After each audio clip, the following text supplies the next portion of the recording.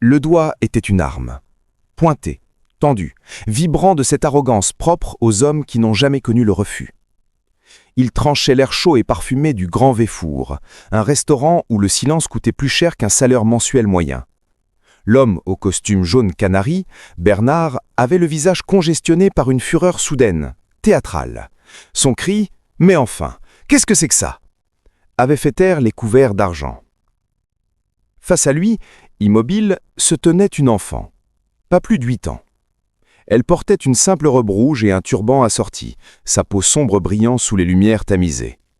Elle tenait un grand panier en lesier rempli de bonbons multicolores, un arc-en-ciel de sucre, dans un monde de beige et d'or.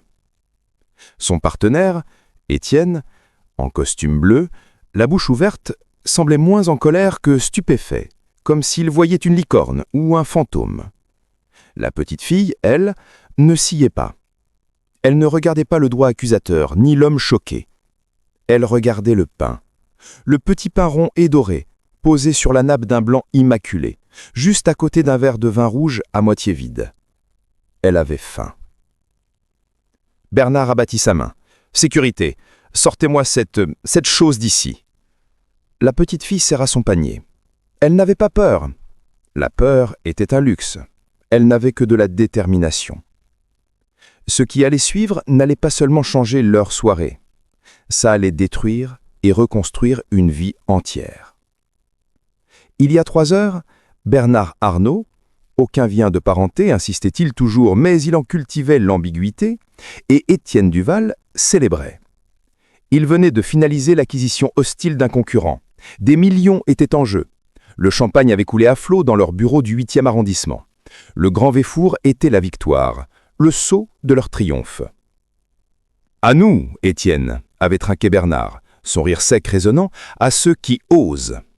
Les autres ne sont que des obstacles. » Étienne avait souri, plus mollement. Il était le gentil, le négociateur. Bernard était le méchant, le requin. Ils formaient un duo parfait, l'un rassurant les victimes avant que l'autre ne les dévore. Ils étaient riches, puissants et profondément seuls dans leur tour d'ivoire. Au même moment, à 6 kilomètres de là, dans le 18e, Amira fermait la porte de son appartement d'une seule pièce. Le son de la toux sèche de sa mère la suivit dans le couloir sombre. L'enveloppe sur la table de la cuisine était presque vide. L'ordonnance du médecin, elle, était pleine. Antibiotiques, sirop, vitamines. L'argent des ménages de sa mère ne rentrait plus depuis qu'elle était tombée malade. Amira avait pris le relais. Elle avait trouvé le vieux panier de sa grand-mère, avait utilisé ses dernières économies pour acheter des bonbons en gros au marché. Elle les vendait aux touristes, à Montmartre. Mais ce soir, il pleuvait. Les touristes étaient partis. Le panier était encore plein. La pharmacie fermait à 21h. Il était 20h15. Il lui manquait 40 €. Elle avait marché, le panier devenant plus lourd à chaque pas. La pluie avait trempé sa robe. Elle avait froid. Elle était passée devant les lumières chaudes des bistrots, mais les serveurs la chassaient avant même qu'elle n'atteigne la porte. Puis, elle avait vu le Grand Véfour. L'homme en livrée, à l'entrée, s'était détourné pour aider un couple à sortir d'une Bentley. Amira n'avait pas réfléchi. Elle n'avait pas analysé le risque.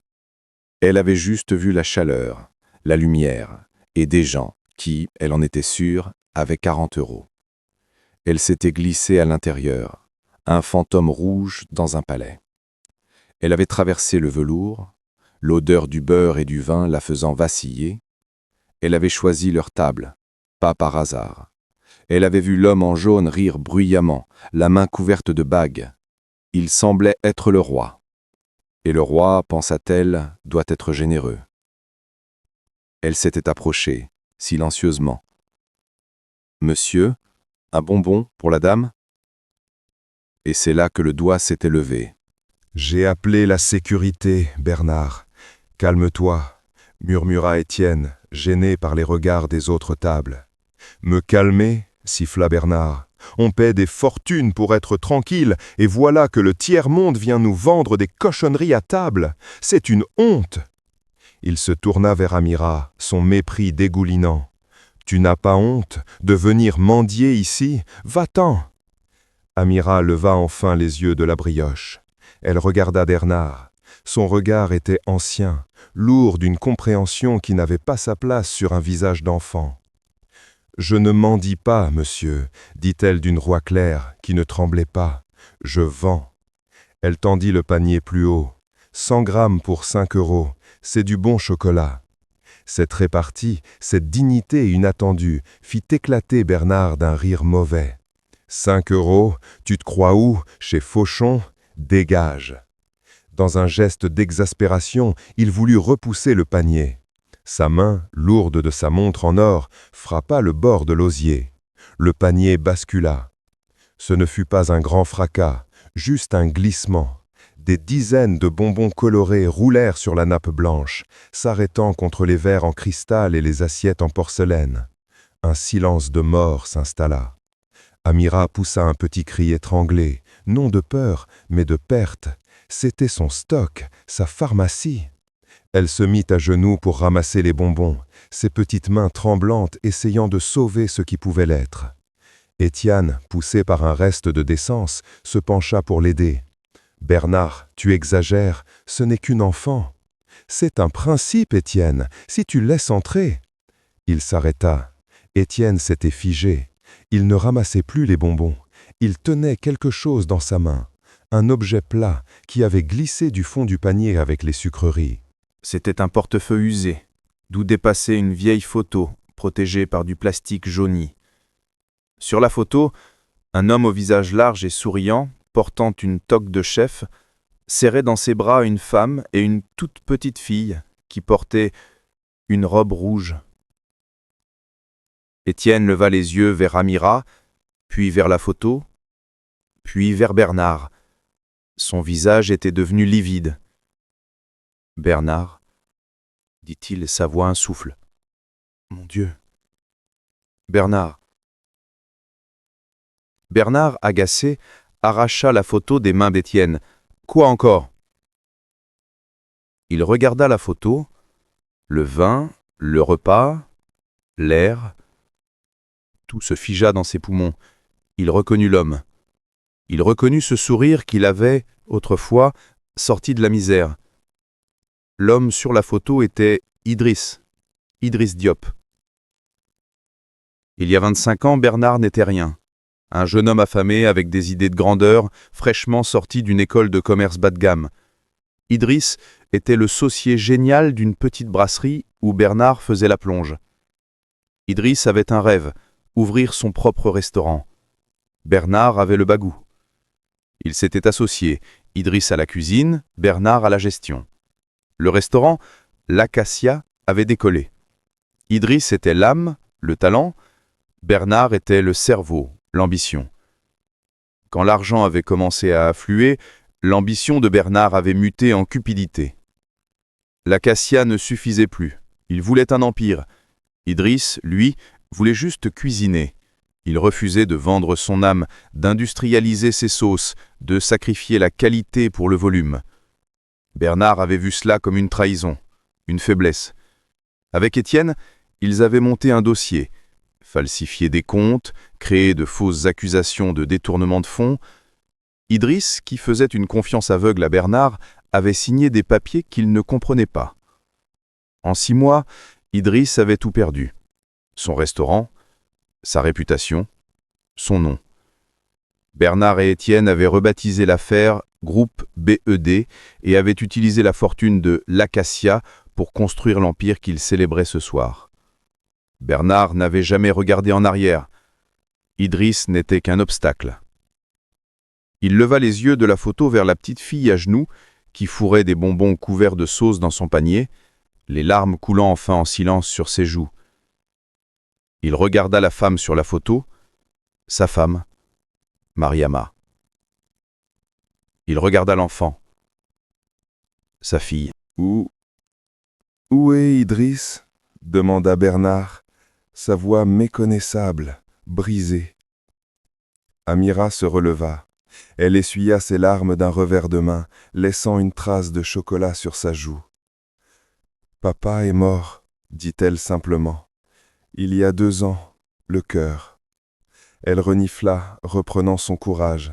« Et maman est malade, j'ai besoin de 40 € pour les médicaments. » Elle regarda le chaos sur la table, les bonbons souillés. Son monde s'était écroulé. Puis elle fit une chose qui brisa Bernard en deux. Elle prit l'un des rares bonbons propres restés dans son panier et le tendit à Bernard.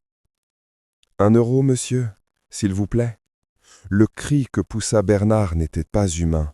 C'était le son d'un barrage qui cède, un mélange de douleur, de honte et d'une terreur existentielle. Il recula de la table, renversant sa chaise. Les verres tremblaient. Étienne était pétrifié. « Bernard, tais-toi » hurla Bernard. Il regarda ses mains, celles qui avaient signé les faux, celles qui avaient frappé le panier. Elles étaient couvertes du sang d'un homme qu'il avait appelé frère. Il regarda Amira. Il vit le fantôme d'Idriss, souriant, lui tendant une cuillère de sa nouvelle sauce béarnaise. « Goûte, Bernard, on va conquérir Paris avec ça. » La conquête était là, en robe rouge et en larmes. Bernard se laissa tomber à genoux. Sur le sol cher du Grand Véfour, un homme de 50 ans, en costume à 4 000 € s'agenouilla devant une enfant de 8 ans. Il ne pleurait pas, c'était au-delà des larmes. « Prends tout, bégaya-t-il, sortant son portefeuille. Il jeta des billets de 100 € sur la nappe, parmi les bonbons. Mais Amira secoua la tête. « Non, je ne veux pas de votre argent. Je veux 40 €. » Elle désigna les bonbons sur la table. « Et vous avez cassé ma marchandise. » Cette dignité, la même dignité qu'Idriss, qui, même ruiné, avait refusé l'aumône de Bernard. Bernard comprit. La charité ne suffirait pas. La charité était une insulte. Ce qu'il fallait ici, c'était une réparation, une pénitence.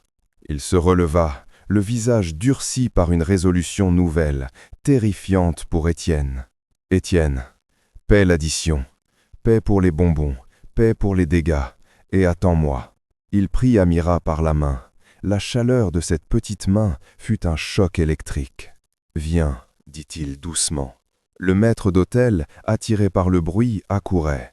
Bernard lui lança un regard qui le cloua sur place. « Un problème ?»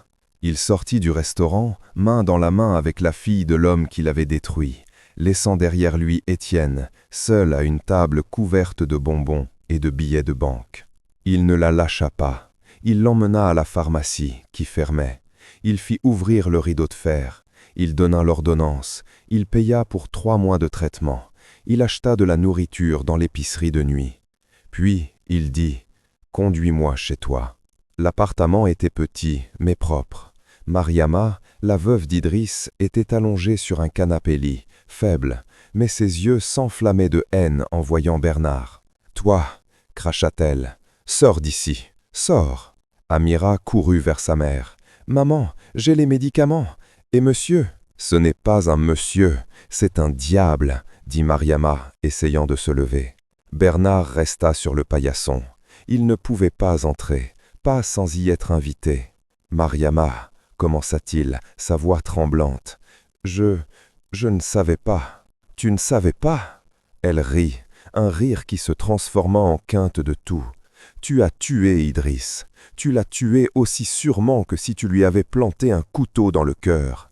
Il est mort de honte, Bernard, de t'avoir fait confiance. » Il prit Amira par la main. La chaleur de cette petite main fut un choc électrique. « Viens, » dit-il doucement. Le maître d'hôtel, attiré par le bruit, accourait. Bernard lui lança un regard qui le cloua sur place. Un problème ? Il sortit du restaurant, main dans la main avec la fille de l'homme qui l'avait détruit, laissant derrière lui Étienne, seul à une table couverte de bonbons et de billets de banque. Il ne la lâcha pas. Il l'emmena à la pharmacie, qui fermait. Il fit ouvrir le rideau de fer. Il donna l'ordonnance. Il paya pour 3 mois de traitement. Il acheta de la nourriture dans l'épicerie de nuit. Puis, il dit « Conduis-moi chez toi ». L'appartement était petit, mais propre. Mariama, la veuve d'Idriss, était allongée sur un canapé-lit, faible, mais ses yeux s'enflammèrent de haine en voyant Bernard. « Toi, cracha-t-elle, sors d'ici, sors !» Amira courut vers sa mère. « Maman, j'ai les médicaments. Et monsieur ?»« Ce n'est pas un monsieur, c'est un diable, » dit Mariama, essayant de se lever. Bernard resta sur le paillasson. Il ne pouvait pas entrer, pas sans y être invité. « Mariama, » commença-t-il, sa voix tremblante. « Je ne savais pas. »« Tu ne savais pas ?» Elle rit, un rire qui se transforma en quinte de tout. « Tu as tué Idriss. Tu l'as tué aussi sûrement que si tu lui avais planté un couteau dans le cœur. Il est mort de honte, Bernard, de t'avoir fait confiance. » Chaque mot était un clou dans son cercueil de culpabilité.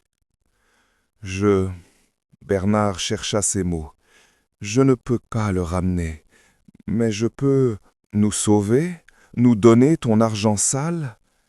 Il secoua la tête. Non, je ne peux pas vous sauver, mais je peux payer ma dette. Il resta là, dans l'encadrement de la porte, pendant 1 heure. Il écouta Mariama lui raconter leur déchéance, la dépression d'Idriss, les petits boulots, la maladie, la fierté qui les empêchait de demander de l'aide. Quand elle eut fini, épuisée, il y avait un silence. Amira s'était endormie, la tête sur les genoux de sa mère. « La dette est trop grande, Bernard, » murmura Mariama. « Je sais, dit-il. Je commencerai à payer demain, et chaque jour après, si vous me le permettez. » Il partit. Étienne l'attendait dans la voiture, tremblant. « C'était la fille d'Idriss ?»« Oui. »« Bernard, qu'allons-nous faire ?»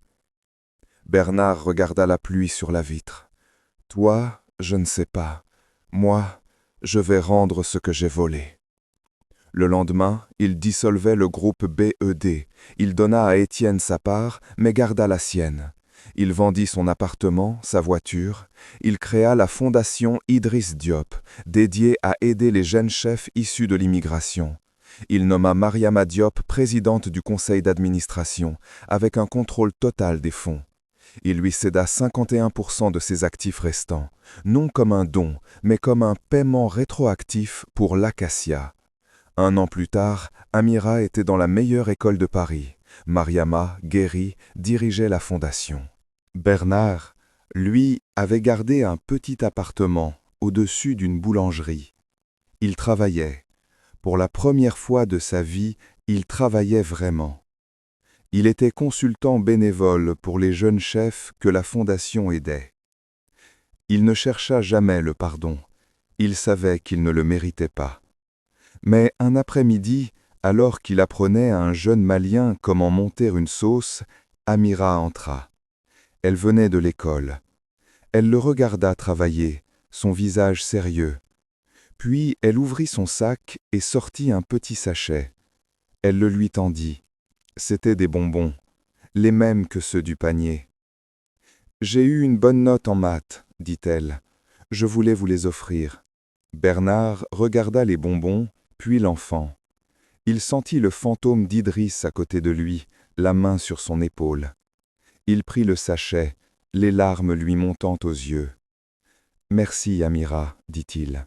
« De rien, monsieur Bernard. » Il ouvrit le sachet et en prit un. C'était sucré, un peu acide. C'était le goût de la rédemption. C'était le premier paiement de sa dette qui n'avait pas le goût amer de la honte. C'était le goût de l'espoir.